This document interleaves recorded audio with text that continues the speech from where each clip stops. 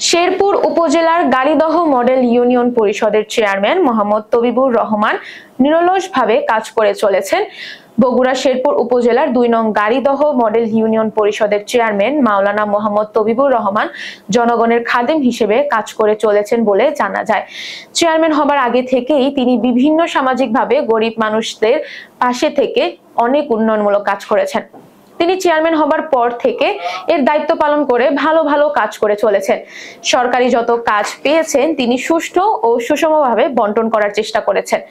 বয়স্ক ভাতা ও বিভিন্ন ভাতাভোগীর সুষ্ঠুভাবে কাজ বন্টন করে দিয়ে চলেছেন।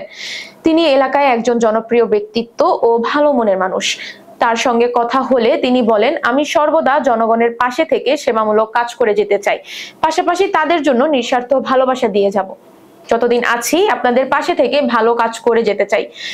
আমার এলাকার কোনো মাদক সন্ত্রাসীদের স্থান হবে না।